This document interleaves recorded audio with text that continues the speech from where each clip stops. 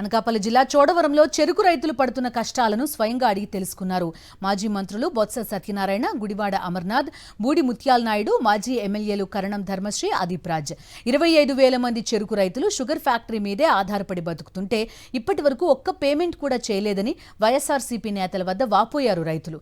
ప్రభుత్వానికి రైతుల పట్ల చిత్తశుద్ధి ఉంటే తక్షణమే చెరుకు రైతులకు బకాయిలు చెల్లించాలని డిమాండ్ చేశారు బొత్స. చెరుకు రైతు సమస్యలపై మండలిలో చర్చిస్తామని, చెరుకు రైతుల కోసం పోరుబాట పడతామన్నారు బొత్స. ఇక్కడ రైతుల పరిస్థితి అయితే బాగోలేదండి. లాస్ట్ ఇయర్కి ఈ ఇయర్కి కూడా చాలా తేడాగా ఉంది.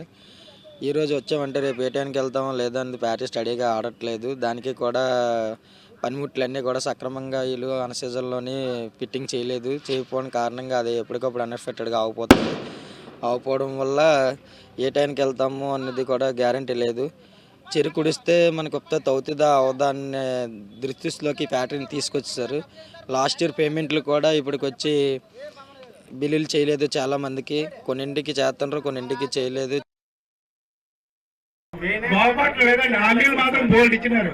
అందరూ ఏట్లో కల్పించినట్టే హామీలు ఇచ్చినారు. ఇప్పుడు మమ్మల్ని కలుపుతారు.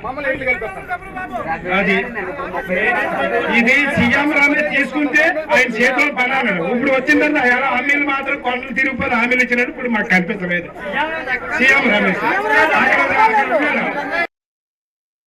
గొప్పలు చెప్తున్న ఈ నాయకులు, అధికార పార్టీలో ఉన్న నాయకులు, మంత్రులు, ముఖ్యమంత్రులు చాలా ఇప్పటికైనా ఆలోచన చేస్తే బాగుంటుంది. రైతులు పట్టే చిత్తశుద్ధి ఉంటే, మీకు రైతులకు న్యాయం చేయాలనుకుంటే, జరిగిన నష్టం జరిగింది, ఇప్పుడైనా సరే ఇమీడియట్గా 35 కోట్లు రిలీజ్ చేయండి.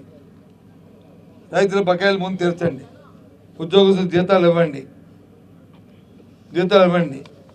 ఇక రాబోయే ఇంకా 10-15 రోజులు ఏదైతే మిగిలిందో ఆ చెరుకుందో రైతులు చెప్తున్నారు. ఇప్పుడు ఆ చెరుకు ఆడి రైతులను ఆదుకోండి.